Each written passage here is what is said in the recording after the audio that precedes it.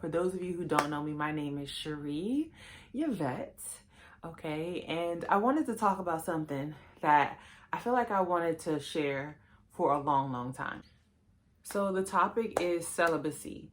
And for those of you who don't know, I'm just gonna read like the dictionary definition of celibacy, partly because I'm a word nerd and I want you to understand it. But before I read that, I wanna say if you're underage and you've come across this video, I don't believe that the female body is TMI, but I do want to encourage you that if there's anything that you hear in this video that you have a question about, go and talk to someone you trust, preferably your parents, right?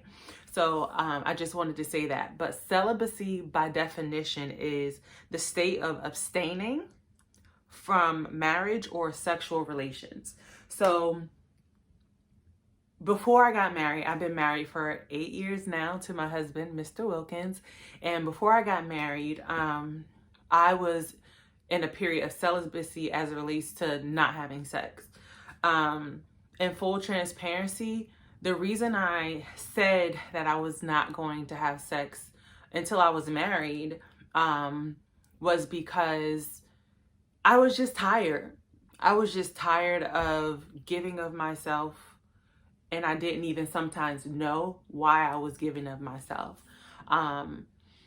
So that's pretty much it, you know? I will never forget being in the kitchen of this house, being in my kitchen with some family members and like proclaiming like, I'm done. Like, I'm not having sex until I get married.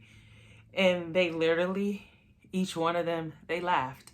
They were laughing like, ha ha ha ha, yeah, right. Ha ha ha ha ha ha, yeah, right. That will just kind of give you some insight because I'm 40 now and I started having boyfriends and when I was like 13 years old. And being a survivor of sexual abuse, when I was 13 and younger, I had a warped self-concept of what men were or who men are and what relationship was supposed to look like between male, female, boy, girl, and what a sexual relationship even was, or that if I even had the power to say no. So having all of those experiences and just during that time in the kitchen when I said I was done having sex until I was married, during that time I had experienced a breakup with my daughter who's going to be 15, her father, and I was just done. I was just over it. It was just being at my wit's end.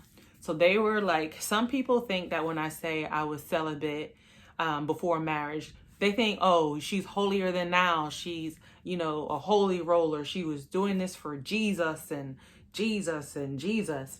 That is part of the reason. But I think when I said that in the kitchen, I was just legitimately done giving of myself in a way that didn't really make sense. And then feeling left hurt.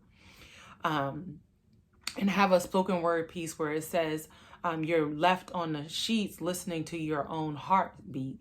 I was tired of that. I was tired of giving of myself sexually, emotionally, and sometimes just so much of myself and still feeling so empty. And I like felt that there had to be more, you know? So in that moment, they laughed and I kind of like laughed it off with them, like, okay, whatever. But as I thought about it and as I was going through it, like, it kind of hurt my feelings because it was like they didn't believe in me. But at the same time, while it hurt my feelings, I was kind of like set and I had my mind made up.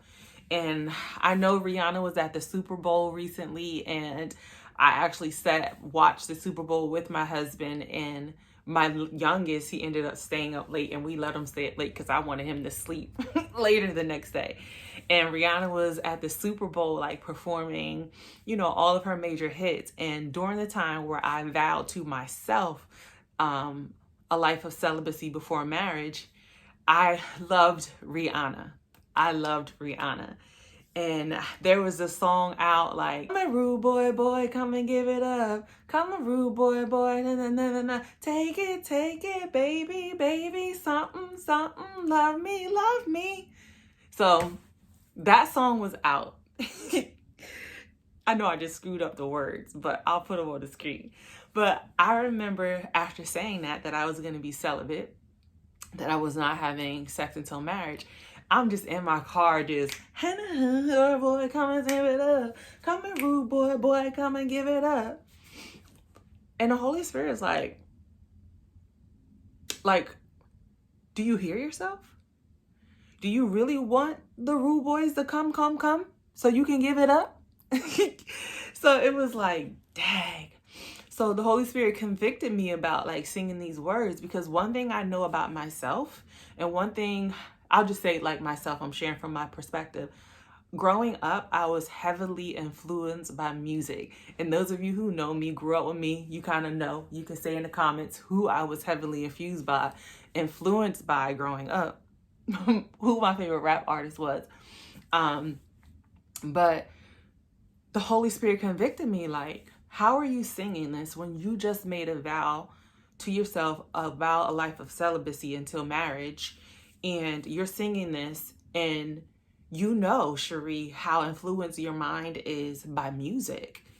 So the Holy Spirit cut that off quick. Like I had to at that time period in my life, I just shut down pretty much majority of all what some people would refer to as secular music. I just had to stop listening to be able to get myself in a position to not necessarily hear from God, but stand on the word and to discover who I was at the time and understand the why behind the act of having sex, and what you were exchanging with that person, and not just spiritually and those soul ties, but I'm a brain nerd, so I actually did time studying about what happens when you have sex with someone, like the chemicals in your brain. You like literally, like, the science of behind sex is amazing. Not like body parts, but what happens in your brain, the chemical reactions, the chemicals that are released during that process. And why you feel like, oh, I love that person, he loved me, I love him. Like after you have that exchange sexually. So it was just in a period of exploration. So I had to like shut it down as far as music and everything. And I think that was beneficial for me on so many different levels, because when I had guys come and approach me during that period of being celibate, I was able to, like, number one, be confident, no longer feel bad to tell people I was going to be celibate and they didn't believe me. I also learned to say like no, like like no. Like I remember being in this phase of like just chatting with this guy that I really liked during my period of celibacy, and I don't think I've ever said this out loud to anyone. And he lived in another state, and during that time period, we were planning to like get together and see each other. Maybe I go to his area for a little bit because I really wanted to explore the state. And yeah, he was just making all of these plans for me to, you know, stay over at his place and all of this after he already knew that I said that I made a vow to be celibate. And at that time, I was just like, okay, that might be cool. I can sleep there. He can sleep here. But I'm like, I don't, like, it came to me and Holy Spirit let me, like, no, you will not be doing that, because number one, what does that say? If you're not to say this is for myself, what I knew in that time period, what I was capable of handling, and the messages that I wanted to send to someone who said they were potentially interested in me. So long story short, because I said no, like I will not be staying in your place. Like if I did come and visit you, I would probably stay in a hotel, and you, sir, will be staying at your place. And I noticed like a shift, like, oh, she really is, you know, not going to compromise what it is that she said, you know, 6 months ago when we started talking. You know what I mean?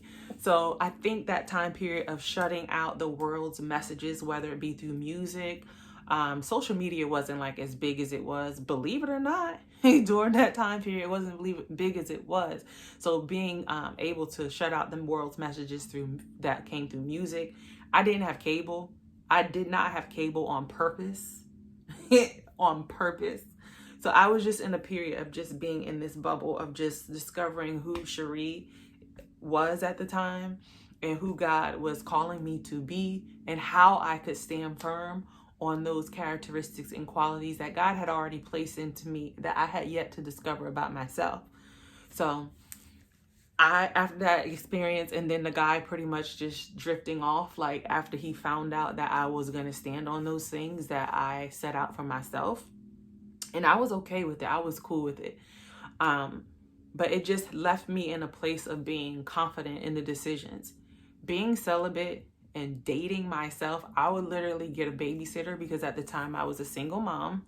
I would get a babysitter and take myself to the movies, take myself out for tea, take myself out for dinner, and sit at the Cheesecake Factory alone and just have those moments just to myself to discover who I was. And I'm about to get emotional because when I think back, there was so much about myself that if I didn't take that time, I probably would not be married. You know, I probably would not be married to who I'm married to, who is God's best for me. And when just so much. So if you're thinking about, you know, abstaining from sex, or you're just thinking about celibacy as it relates to not having sex, just know that it's okay. Like, not everyone is doing it. Okay, let's talk about that. Not everyone is doing it. Okay, there are men, ladies, there are men out there who will respect that decision. And if they don't, then they're not the ones that you need to be entertaining anyway.